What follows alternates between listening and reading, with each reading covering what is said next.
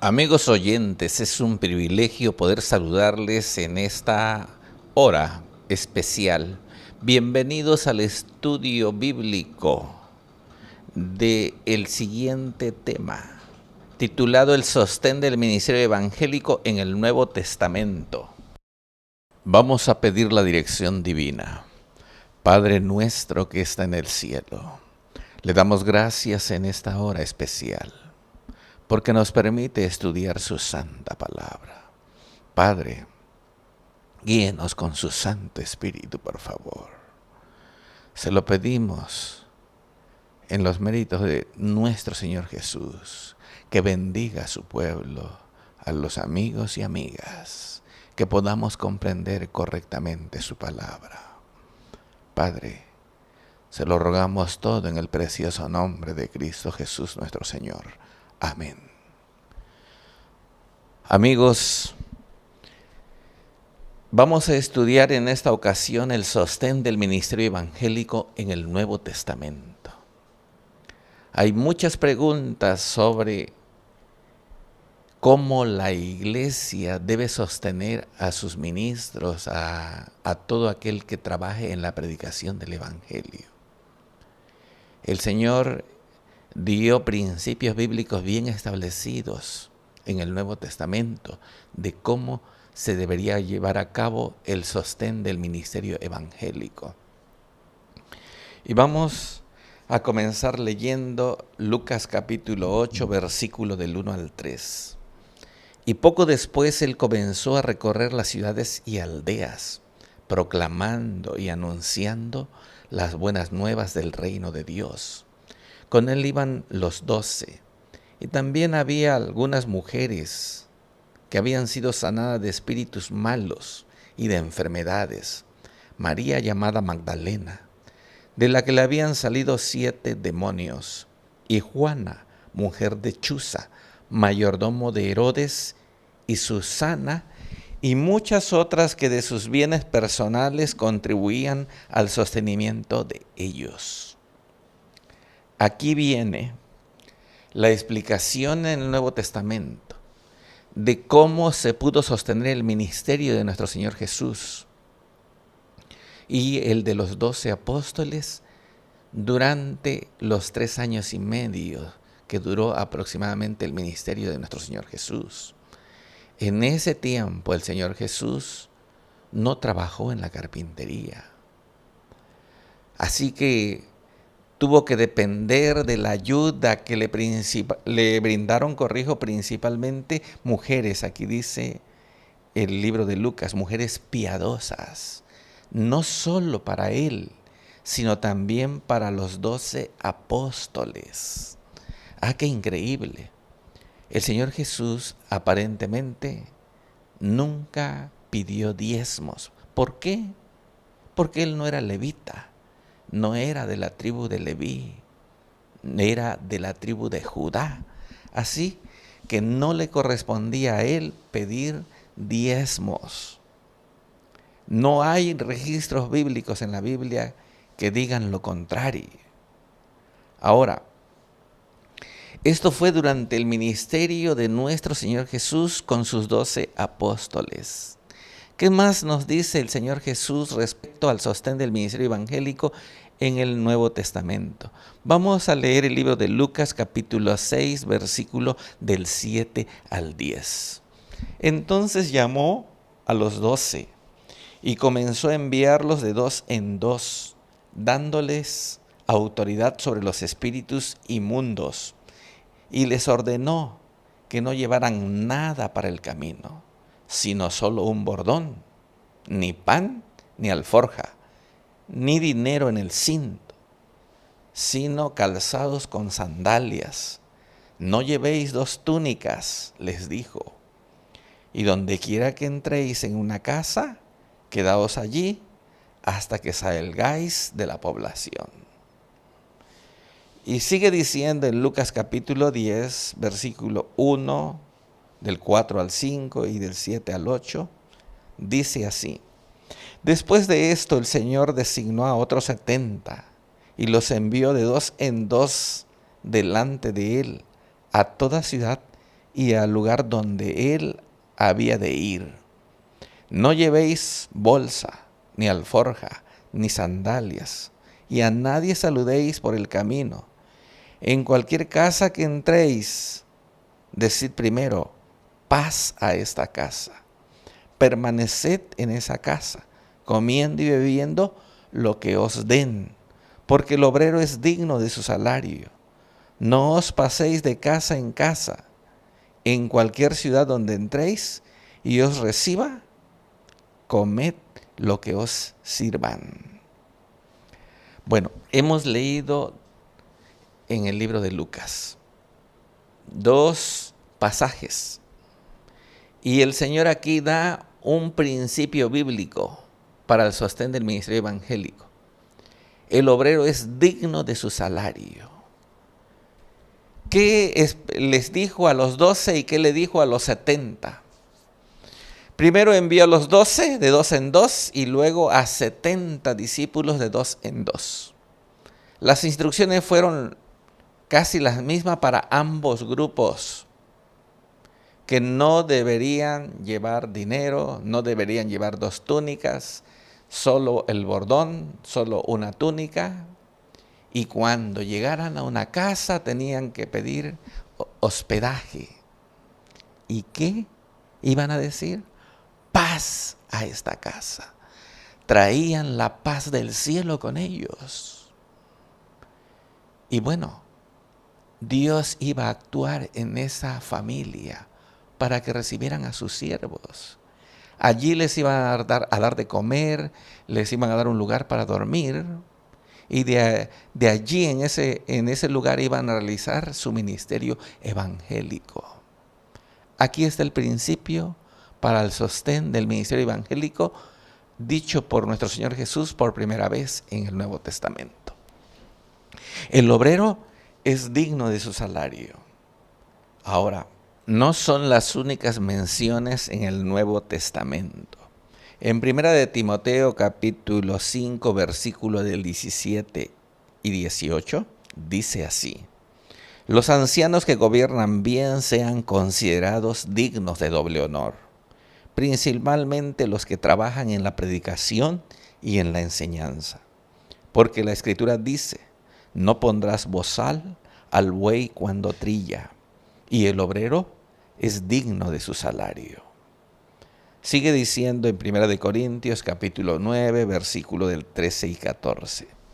¿No sabéis que los que desempeñan los servicios sagrados comen la comida del templo? Y los que regularmente sirven al altar, del altar reciben su parte.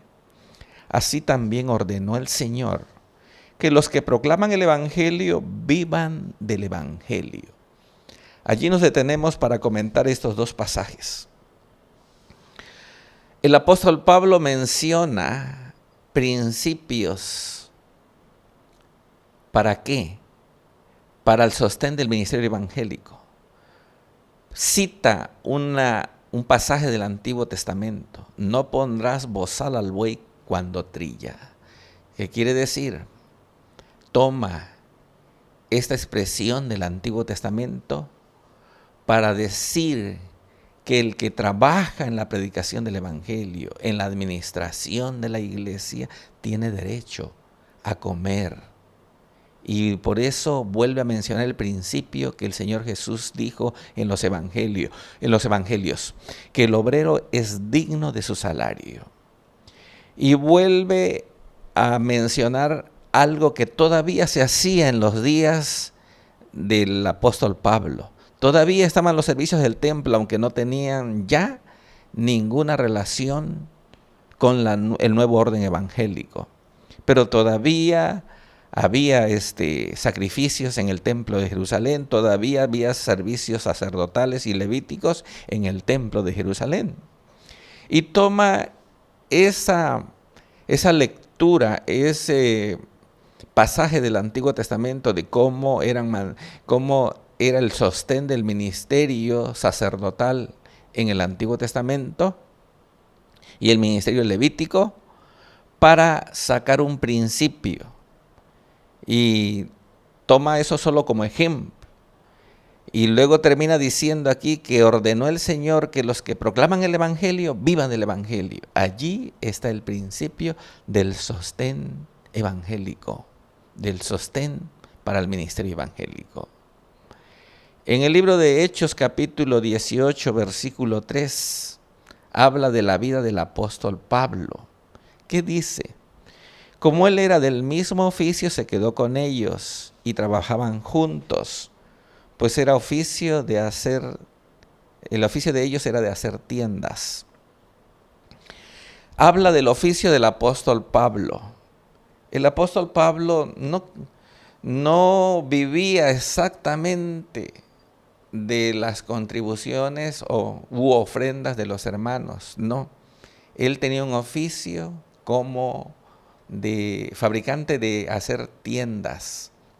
Vamos a seguir leyendo la vida del apóstol Pablo en las Escrituras. Veamos 1 Corintios capítulo 4, versículo 11 y 12. Hasta el momento presente pasamos hambre y sed, andamos mal vestidos, somos maltratados y no tenemos dónde vivir. Nos agotamos trabajando con nuestras propias manos. Cuando nos ultrajan, bendecimos. Cuando somos perseguidos, lo soportamos. En 1 Corintios capítulo 9, versículo 15, mas yo de nada de esto me he aprovechado. Y no escribo esto para que así se haga conmigo, porque mejor me fuera a morir que permitir que alguno me prive de esta gloria. Sigue diciendo allá ahora en 2 Corintios 11.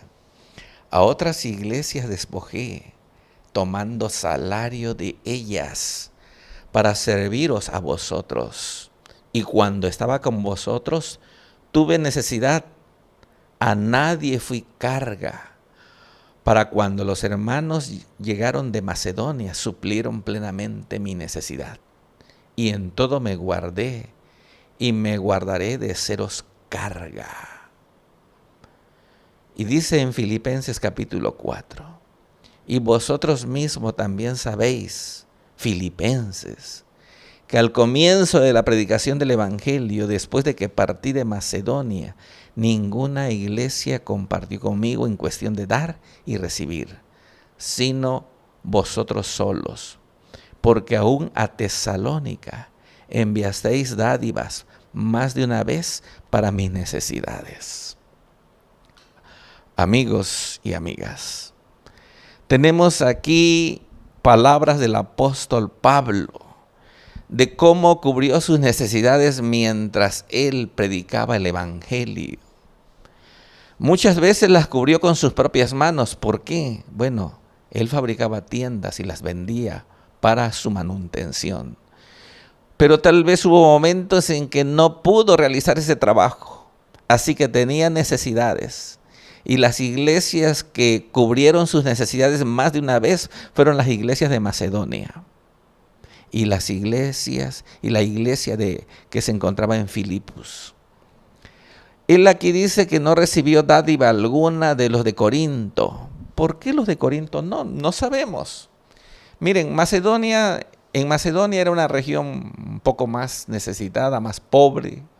Sin embargo, recibió ayuda el apóstol Pablo para su sostén en el ministerio evangélico de las iglesias de Macedonia. Y también de Filipos, que no era una ciudad tan próspera como la ciudad de Corinto.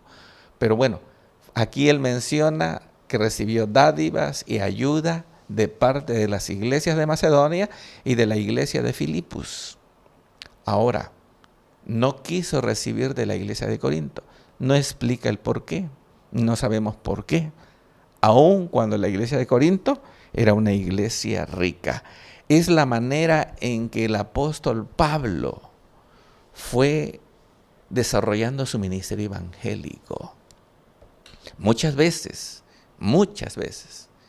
la mayoría de las veces, él lo que hizo fue trabajar con sus propias manos para su manutención.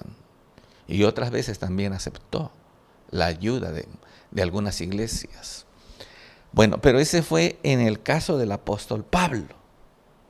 Ahora, llegamos a conclusiones en qué hacía la iglesia apostólica para la manutención de sus dirigentes.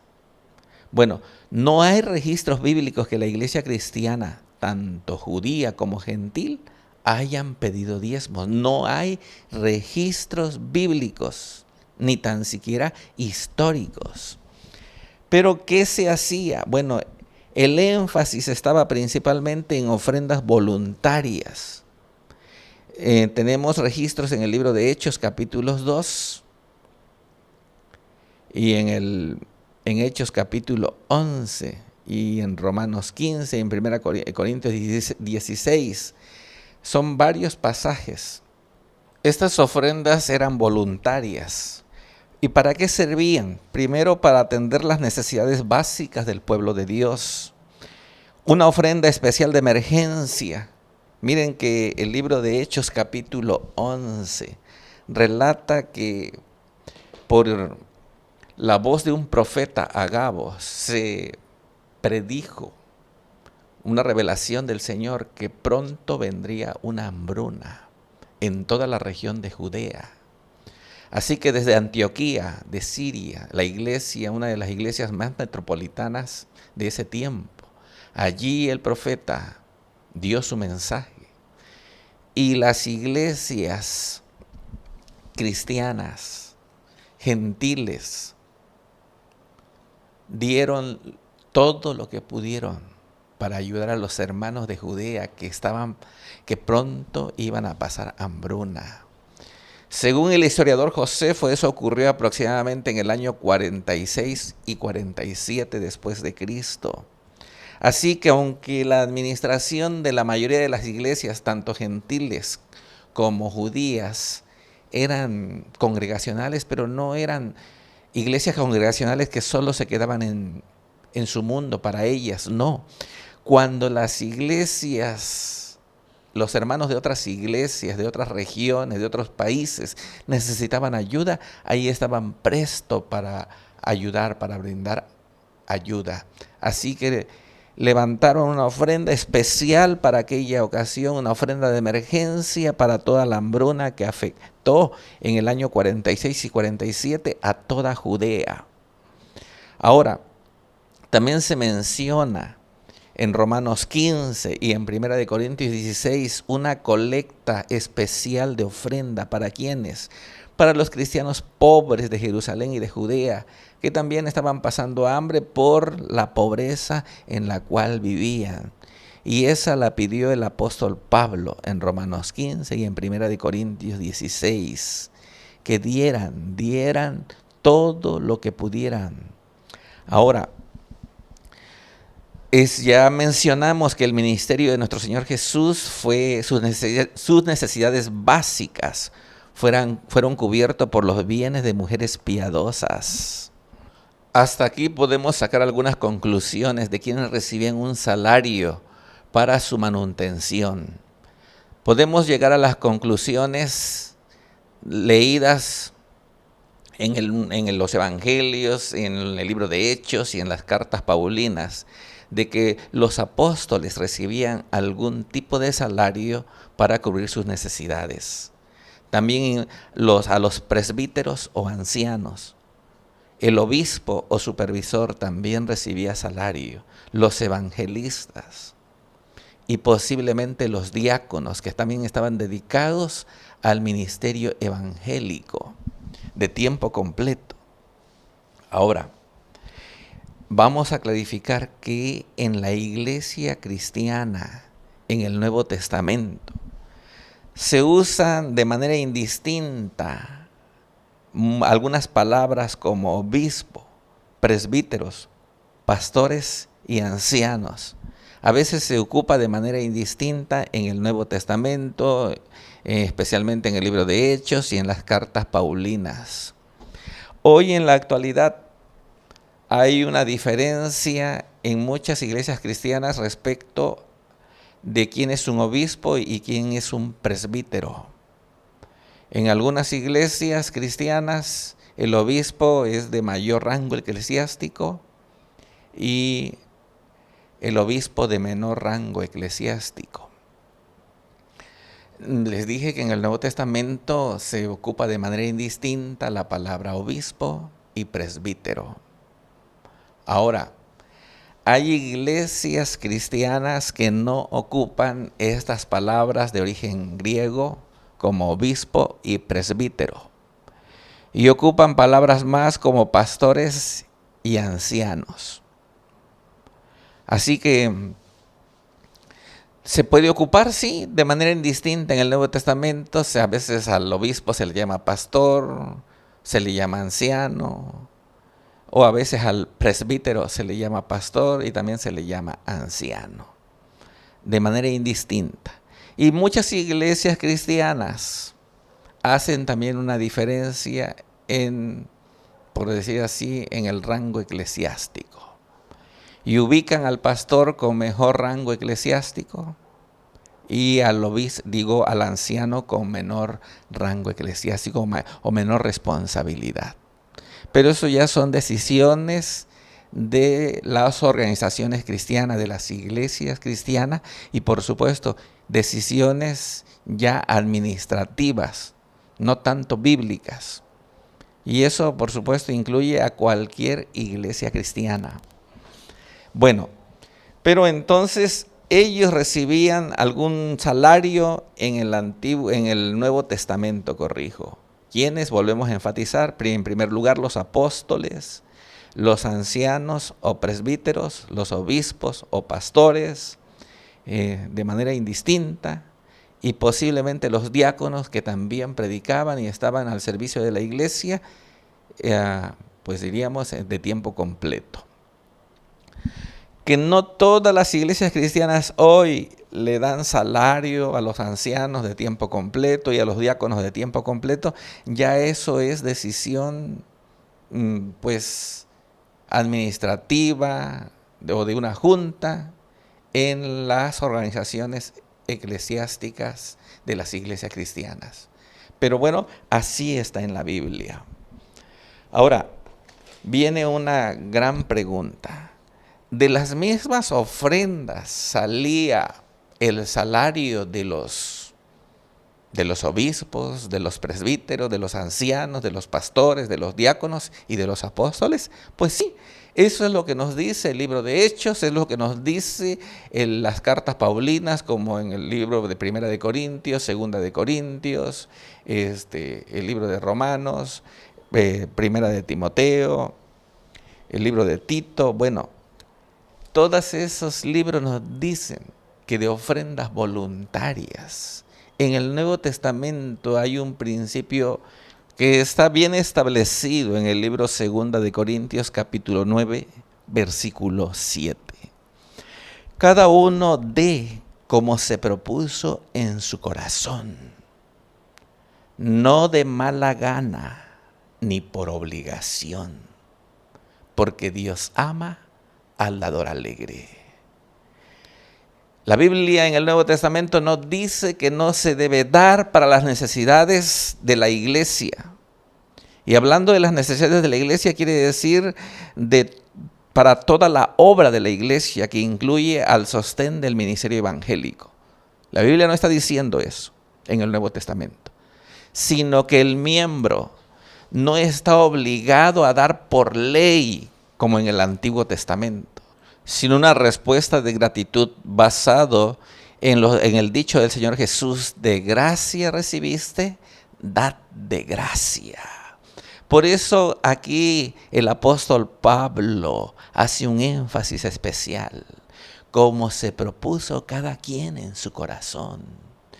Si no lo quieres dar, no lo des de mala gana, no, ni por obligación.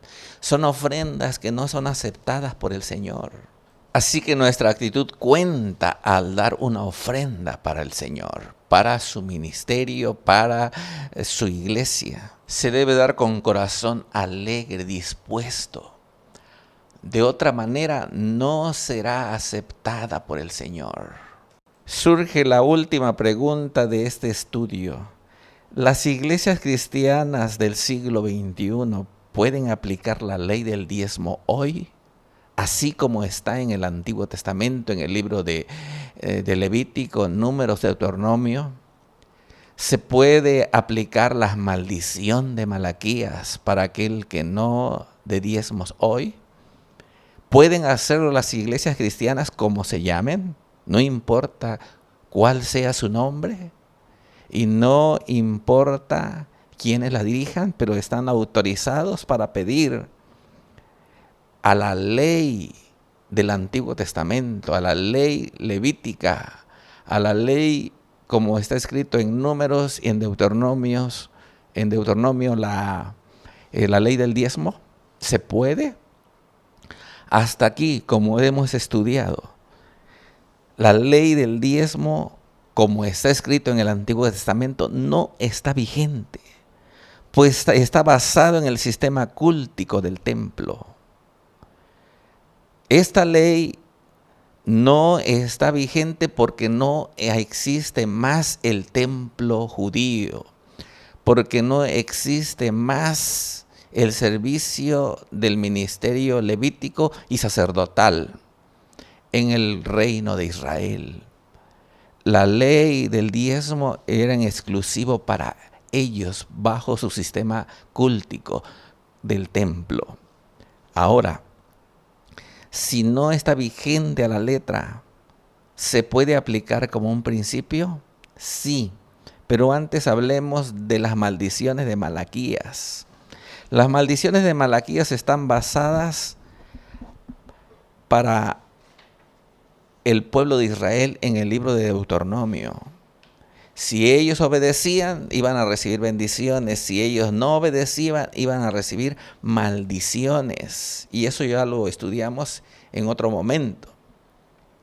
Pero entonces, ningún líder religioso en el siglo XXI está autorizado para ocupar Malaquías capítulo 3, versículo 10, para decir que aquel que no entregue su diezmo va a recibir la maldición. No puede aterrorizar, no puede manipular este texto y aplicarlo al pueblo de Dios en el siglo XXI. Hay muchas otras cosas en las cuales el cobro de diezmo no se puede ocupar como estadística para medir fidelidad y espiritualidad hacia nuestro Dios. No se puede ocupar. Ni tampoco la devolución o el cobro de diezmos en el siglo XXI se puede ocupar como un canje de prosperidad. No se puede decirle a los creyentes que si das fielmente los diezmos, el Señor te va a hacer próspero. No, esa ley y esa promesa fue hecha para los israelitas del Antiguo Testamento, no para los cristianos del siglo I hasta el siglo XXI. No es para los cristianos. Vender esa idea es llamada hoy en el siglo XXI la teología de la prosperidad. Algunos podrán mencionar, es que hay muchos testimonios de cómo el Señor ha prosperado a aquellos que cumplen la ley del diezmo en el pleno siglo XXI. Sí, pueden haber muchos testimonios, pero no solo en una sola denominación cristiana. El testimonio de la devolución de diezmos y que han prosperado no solo está en una iglesia, está en las iglesias evangélicas, en las iglesias la iglesia católica, en muchas otras iglesias cristianas, por supuesto, y todos esos testimonios de prosperidad también incluyen a la iglesia adventista del séptimo día, pero solo son testimonios muy personales. Y qué bueno que a esas personas les haya ido bien, pero no es la ley y la regla que la Biblia dice para el Nuevo Testamento. No es un canje de prosperidad al devolver los diezmos. ni las ofrendas, porque eso se llama teología de la prosperidad. Y si algún predicador, algún evangelista, o líder religioso, pastor u obispo, le dice a su congregación que si devuelve fielmente los diezmos u ofrendas, el Señor lo va a prosperar económicamente. Este líder religioso, este pastor, este obispo está faltando a la verdad bíblica. Está faltando a la verdad expresada por el Señor para el sostén del ministerio evangélico en el Nuevo Testamento y para el sostén de su propia iglesia. Y es una mala teología llamada teología de la prosperidad. Los testimonios individuales de muchas personas no forman una verdad bíblica. Solo son testimonios de la bondad y la misericordia del Señor. No se forma una verdad bíblica por testimonio, sino por la palabra escrita y expresa del Señor, tanto en el Antiguo como en el Nuevo Testamento. Ahora, ya estudiamos en los pasajes bíblicos, tanto del Antiguo como del Nuevo Testamento, que está vigente para el sostén del ministerio evangélico. Ahora, como los diezmos no se pueden pedir por ley, no se puede pedir por ley, ¿se puede pedir por principio? Había que clarificar qué es un principio y qué es ley. Para eso déjenme ilustrarles con los alimentos inmundos y limpios en el Antiguo Testamento. Otra vez en el libro de Levítico el Señor da instrucciones a Israel sobre qué alimentos debería de comer y qué no comer. Y el Señor le llama alimentos limpios los que se podían comer y alimentos inmundos los que no. Ahora, también para el sistema cúltico, no todos los animales se podían ofrecer en sacrificio, solo los limpios. Y de esos limpios solamente unos cuantos, porque para el sacrificio se ofrecían becerros, ovejas, palomas, machos cabríos, hasta allí. No había otro tipo de animales, aunque fueran limpios, que se podían ofrecer. Pero para la comida, sí, había muchos más animales limpios. Encontramos en la ley levítica que los animales limpios, pues, es como es bien conocido, los hebreos podían comer de aquel que rumia, podían comer, y que tenía pezuña hendida, podían comer. O sea, podían comer los cuadrúpedos como el ganado, la oveja, las cabras, bueno, esas, pero no podían comer el cerdo. ¿Por qué? Porque el cerdo tiene pezuña hendida, pero no rumia. Bien, y así con los peces del mar. El que tenía escamas y aletas se podía comer. Y algunos otros cuantos tipos de insectos alados y especificados en la ley del libro de Levítico. Para los judíos eso era ley, porque formaba parte de lo que el Señor les ordenaba para el sistema cúltico y para que ellos se mantuvieran limpios ceremonialmente. Ahora, para nosotros los cristianos en el siglo XXI, y especialmente a los cristianos adventistas del séptimo día, se nos dice que solo debemos comer, pues, animales limpios, de acuerdo a la ley levítica, pero esa ley, volvemos a clarificar, no es aplicable para los cristianos en el siglo XXI. Entonces, nosotros los adventistas del séptimo día decimos que es por principio, no por ley. En otras palabras, lo hacemos por cuestiones de salud. E inclusive hoy la Iglesia Adventista recomienda un sistema vegetariano en la alimentación, libre de carne, de todo tipo. Pero bueno, la mayoría de los adventistas en México todavía comemos algún tipo de carne. Así que Lo decimos que es por principio de salud, no por ley, porque la ley levítica no es aplicable para los cristianos en el siglo XXI. Ahora, clarifiquemos. Un cristiano, y hablando de los adventistas, ¿podemos comer cerdo? ¿Está prohibido por la Biblia? Pues lo que acabo de decir. No está prohibido para los cristianos en el siglo XXI comer cerdo. Pero no sería sensato. ¿Por qué? Porque hay muchos cristianos evangélicos que no pertenecen a la iglesia adventista y que ya no comen cerdo. ¿Por qué? Porque el cerdo no es bueno para la salud humana. No es bueno porque contiene muchas sustancias dañinas y que hoy a muchos que padecen enfermedades degenerativas, los médicos no le están recomendando el uso de consumo humano, la carne de cerdo, no lo están recomendando. Pero ahora, ¿alguien puede perder la salvación y puede perder el cielo porque está comiendo cerdo? Pues no.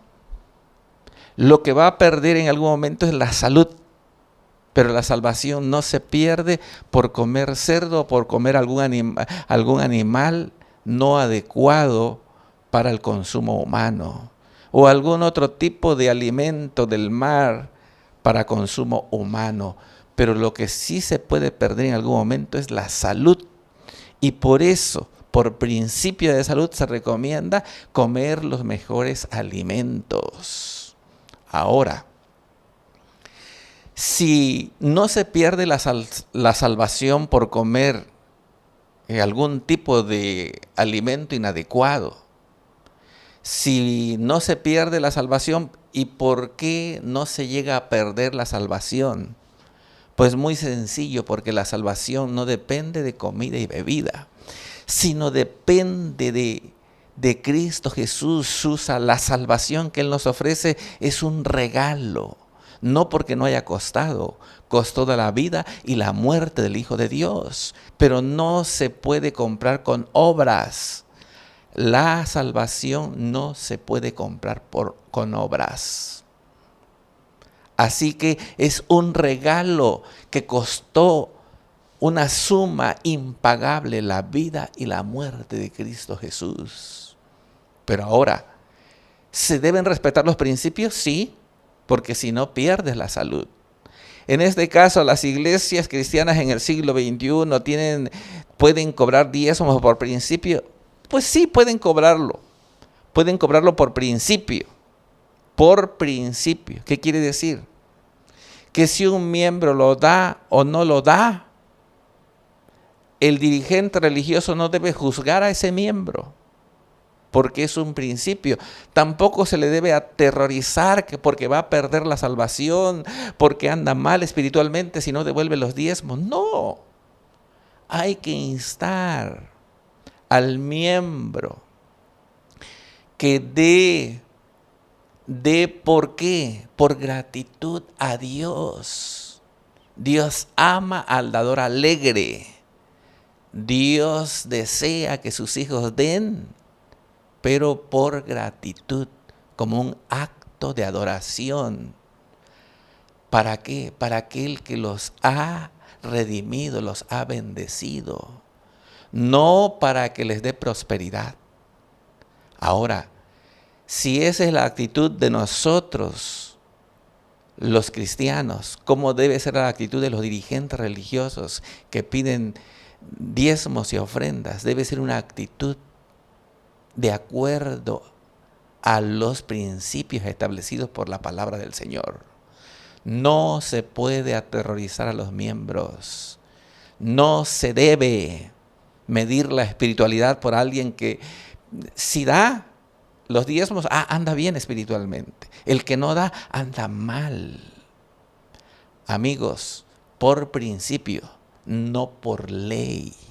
Porque la ley del diezmo, así como está escrita en el Antiguo Testamento, no está vigente. E inclusive, les dije que las iglesias cristianas en el siglo XXI pueden pedir por principio. Pero lo que se recomienda en el Nuevo Testamento es solo ofrendas. Y de las ofrendas sirve ¿para qué? Para todo lo que la iglesia necesita. Primero, para la ayuda social. También para las necesidades de la iglesia, como pagarle a sus evangelistas, a sus ancianos, a sus pastores. Para todo lo que la iglesia necesite, las ofrendas deben ser abundantes. Realmente el Nuevo Testamento no habla de cobro de diezmos. Así que solo habla de ofrendas que cubrían todas las necesidades de la iglesia. Y por supuesto de las necesidades de sus miembros y de sus dirigentes. Allí están los principios.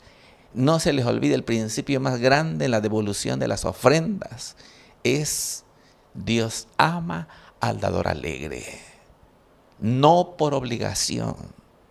No hay obligación económica dada en el Nuevo Testamento para los cristianos. Surge de un corazón agradecido, de un corazón que devuelve a Dios por gratitud. Ahora es el deber de los dirigentes de la iglesia ocupar bien todo lo que los miembros den, no a ellos. No es para que se lo gasten en lo que sea y de manera indiscriminada, sino es para que administren bien el dinero del Señor. Vemos que el apóstol Pablo y los apóstoles no se volvieron más ricos, no, al contrario, los apóstoles vivieron en pobreza, también los evangelistas, pastores, ancianos. El apóstol Pablo pasó grandes necesidades por causa del evangelio. Y no estamos diciendo que pastores, evangelistas, maestros de Biblia, ancianos, obispos, no puedan recibir un salario digno. No, no estamos diciendo eso. Pero no se debe abusar de esta situación, porque el cielo está viendo. El apóstol Pablo también puso un principio, que las cuentas de las ofrendas en las iglesias debe estar bien clara, no solo ante Dios, sino también ante las iglesias, ante los ojos de los hombres, para que nadie murmure, para que nadie diga nada. Así que allí está el principio que Dios establece para la devolución principalmente de las ofrendas en el Nuevo Testamento. Dios ama al dador alegre. Vamos a terminar esta sesión. No es el final de nuestros estudios, todavía vamos a tener un estudio más sobre los diezmos en el Nuevo Testamento. Así que, pues vamos a pedir la dirección divina para que nos acompañe en el final de este estudio. Padre nuestro que está en el cielo, le damos gracias, Padre querido, por esta maravillosa oportunidad que nos da de estudiar su santa palabra. Padre, bendiga a su pueblo, bendiga a nuestros hermanos y hermanas, amigos y amigas. Se lo pedimos todo en el precioso nombre de Cristo Jesús, nuestro Señor. Amén.